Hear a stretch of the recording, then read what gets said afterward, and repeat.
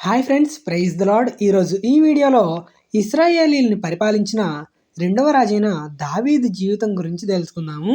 సమూయేలు సౌలును రాజుగా చేసినందుకు బాధపడుతున్నాడని యెహోవా సమూయేలుతో దావీదును అభిషేకించమన్నాడు. ముందుగా దావీదు ఎవరి కుమారుడో తెలుసుకుందాము. రూతుకి బోయాజుకి పుట్టిన కుమారుడు ఓబేదు. ఓబేదు యెషయిని కనెను. యెషయి రాజైన దావీదును కనెను.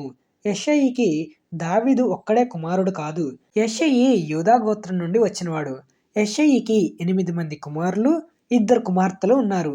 వారి పేర్లు ఎక్కడుంది ఏంటి అనేది చూస్తే 1 దినవృత్తాంతముల గ్రంథము 2వ అధ్యాయము 13వ వచనం నుంచి కనిపిస్తుంది. పెద్దవాడి పేరు ఏలియాబు, రెండవ వాడి పేరు అబినదాబు, మూడవ వాడి పేరు షమ్మాను, నాలుగవ వాడి పేరు నెతనీలు, ఐదవ వాడి పేరు రద్దయి, ఆరవ వాడు ఓజెము, ఏడవ వాడు దావీదు, ఎనిమిదవ వాడి పేరు గురించి ప్రస్తావించబడలేదు.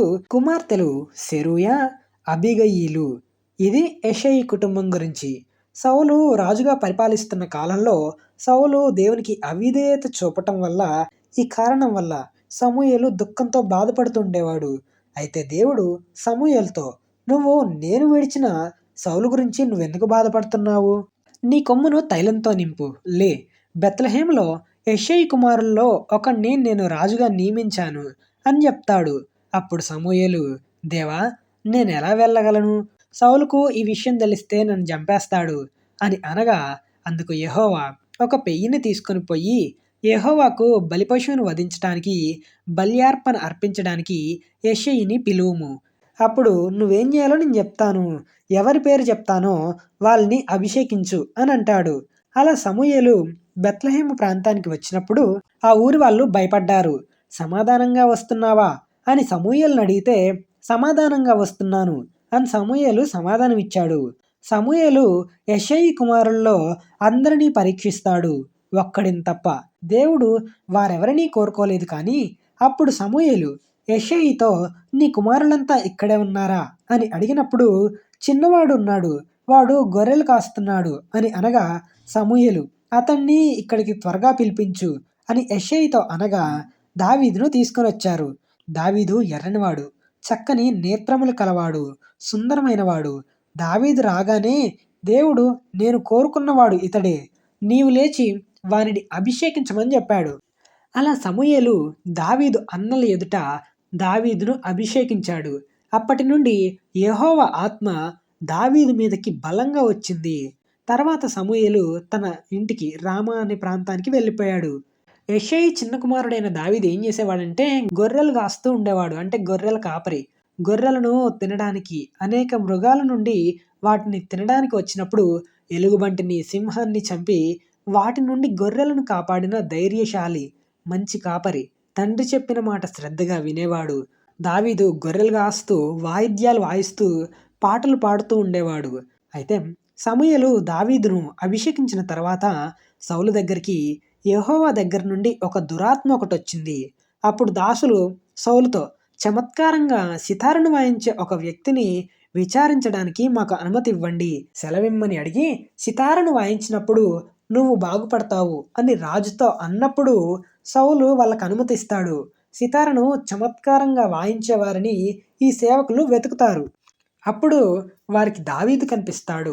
అలా సౌలుతో దాసులు ఇలా అంటున్నారు, ఒకడు రాజా, బెత్లెహేములో యెషయి కుమారుడైన దావీదు చమత్కారంగా వాయించగలవాడు సితారను. అతడు బహుశూరుడు, యుద్ధశాలి, మాట నేర్పరి, ఇంకా యెహోవా అతనికి తోడై ఉన్నాడు అని సౌలుకు చెప్తాడు. అప్పుడు సౌలు యెషయి దగ్గరికి తన దూతలను పంపి, గొర్రెలు కాస్తున్న నీ కుమారుడిని నా దగ్గరికి పంపించమని వర్తమానం పంపిస్తాడు. మొదటిసారి రాజు దగ్గరికి వచ్చే సమయంలో ధనవంతులు ఏదో ఒకటి తీసుకుని వచ్చేవాళ్ళు. అలా యెషయి రొట్టెలను, ద్రాక్షరసపు తిత్తిని, ఒక మేకపిల్లను వేయించి దావీదు చేత సౌలు దగ్గరికి పంపిస్తాడు. దావీదు రాజు ముందు నుంచున్నప్పుడు సౌలుకు బహు ఇష్టం కలిగింది, బహు ఇష్టం పుట్టింది. దావీదును సౌలు తన ఆయుధాలు మోసే వ్యక్తిగా ఉంచాడు. దేవుని దగ్గర నుండి దురాత్మ వచ్చిన ప్రతిసారి దావీదు సితారను పట్టుకొని వాయించగా దురాత్మ అతన్ని విడిచిపోయేది. అయితే ఒకానొక సమయంలో ఫిలిస్తీయులు యుద్ధానికి వచ్చారు.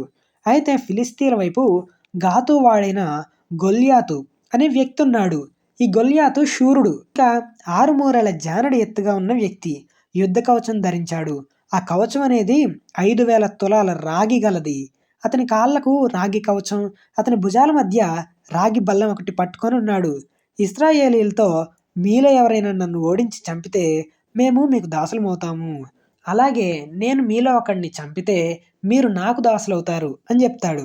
ఆ మాటలు విన్న సౌలు, అతని సైన్యంలో ఉన్న వాళ్ళంతా గొల్యాతు మాటలకు భయపడి ఎవరూ యుద్ధానికి ముందుకు పోలేదు. అయితే ఇక్కడ దావీదు సౌలుతో ప్రతిక్షణం ఉండేవాడు కాదు. దురాత్మ పట్టినప్పుడు సితారను వాయించి అతను బాగుపడే వరకు అక్కడ ఉండి తర్వాత తన తండ్రి గొర్రెలు కాస్తూ ఉండేవాడు.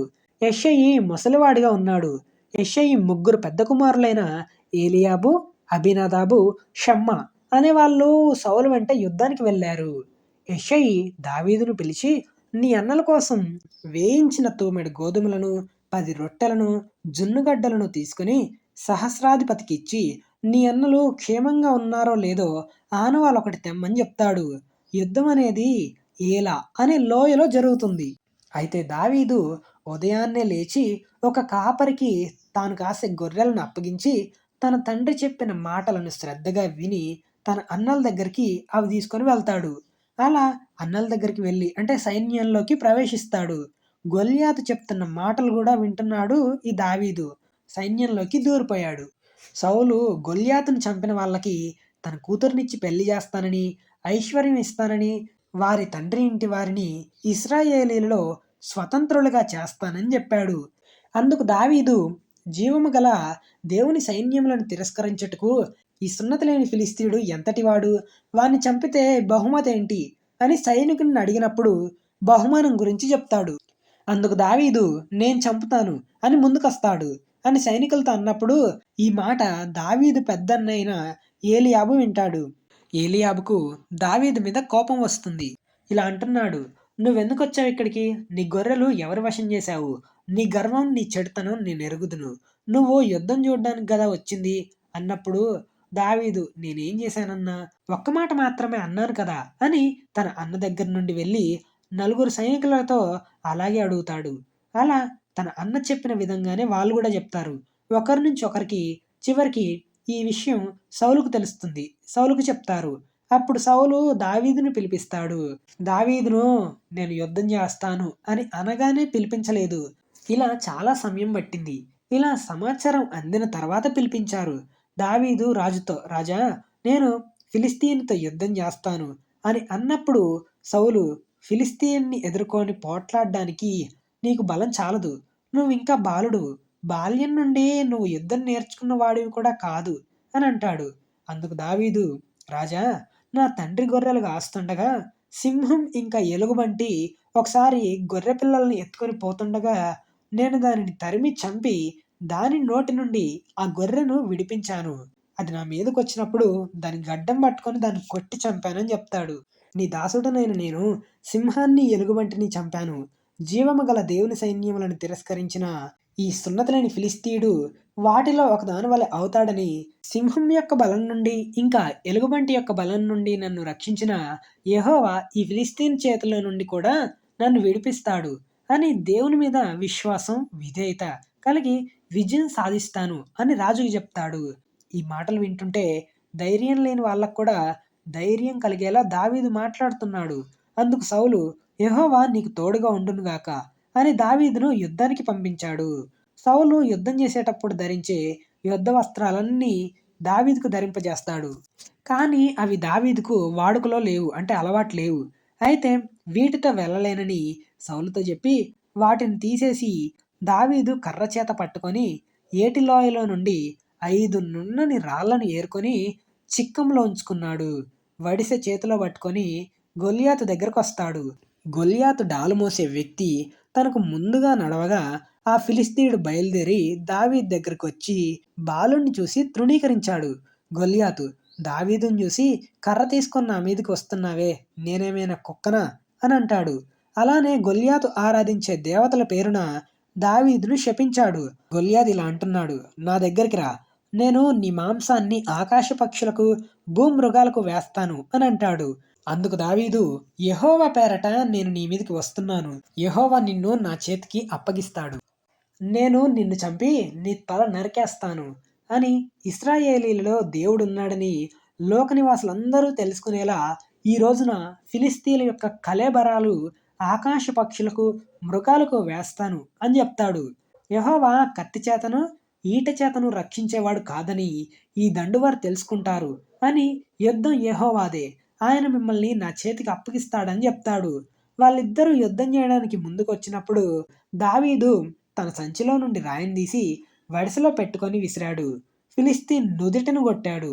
అప్పుడు గొల్యాతు ఒక్క దెబ్బతో నేలను బోర్ల పడ్డాడు. అప్పుడు దావీదు అతని కత్తితో తన తలను తెగవేశాడు. అంటే తన తలను మొండాన్ని వేరు చేశాడు, నరికేశాడు. పరాక్రమం కలిగిన శూరుడైన గొల్యాతు చనిపోవడం చూసిన ఫిలిస్తీయులు పారిపోయారు. అప్పుడు ఇశ్రాయేలీల వాళ్ళు యూదా వాళ్ళు లేచి జయము జయము అని అరిచి ఫిలిస్తీయులను లోయ వరకు, షెరాయిము, ఎక్రోను వరకు హతం చేశారు. ఇంకా వారి పట్టణములనేవి కూలిపోయాయి. అయితే ఇశ్రాయేలీలు ఫిలిస్తీయులను తరిమిన తర్వాత ఫిలిస్తీయుల డేరాల దగ్గరకు వచ్చి దోచుకున్నారు. అయితే దావీదు ఆ ఫిలిస్తీని ఆయుధాలు తన డేరాలో ఉంచుకొని గొల్యాతు తలను యెరూషలేముకు తెచ్చాడు. సౌలు దగ్గరికి తీసుకొని వస్తాడు. అప్పుడు సౌలు దావీదును చూసి, నీవు ఎవరి కుమారుడవు అని అడగగా దావీదు, నేను బెత్లెహేమీయుడైన యెషయి అను నీ దాసుని కుమారుణ్ణి అని చెప్తాడు. దావీదు సౌలుతో మాట్లాడిన తర్వాత సౌలు కుమారుడైన యోనాతాను హృదయంలో దావీదు హృదయంతో కలిసిపోయింది. అలా వారిద్దరూ ప్రాణ స్నేహితులుగా, ప్రాణమిత్రులుగా భావించారనమాట. ఆ రోజు సౌలు దావీదును తన ఇంటికి వెళ్ళనివ్వకుండా సౌలు అతన్ని చేర్చుకున్నాడు. సౌలు దావీదును ఎక్కడికి పంపిస్తే అక్కడికి వెళ్ళి సుబుద్ధి కలిగి పని చేసుకొని వచ్చేవాడు. గనుక సౌలు యోధుల మీద నియమించాడు దావీదును. దావీదు సౌలు దృష్టికి, జనులందరి దృష్టికి, సేవకుల దృష్టికి దావీదు అనుకూలంగా ఉండేవాడు. ఇశ్రాయేలీల ఊర్లన్నిటిలో నుండి సౌలు వేల కొలది, దావీదు 10,000 కొలది అని స్తుతులు పాడుతూ వస్తున్నారు. ఈ మాట సౌలుకు నచ్చలేదు. ఇక్కడి నుంచి సౌలు దావీదు మీద విషపు చూపు నిలిపాడు. దావీదు రాజ్యం తప్ప మరేం తీసుకుంటాడు అని అనుకున్నాడు మనసులో. తర్వాత రోజు సౌలు మీదకి దురాత్మ వచ్చినప్పుడు దావీదు సితారును వాయించేటప్పుడు తన ఈటను 2 సార్లు చంపడానికి ప్రయత్నిస్తాడు దావీదును. కానీ దావీదు 2 సార్లు తప్పించుకుంటాడు. దేవుడు దావీదుకు తోడై ఉండటం చూసిన సౌలు భయపడ్డాడు. సౌలు దావీదును తన దగ్గర ఉండనీయకుండా సహస్రాధిపతిగా చేశాడు. అతడు జనుల ముందు వస్తూ పోతూ ఉండేవాడు. అయితే దావీదు అన్ని విషయాలలో సుబుద్ధి కలిగి ప్రవర్తించాడు. యెహోవా దావీదుకు తోడై ఉన్నాడు. సౌలు దావీదును చూసి సుబుద్ధి గలవాడై ప్రవర్తించడం చూసి భయపడ్డాడు.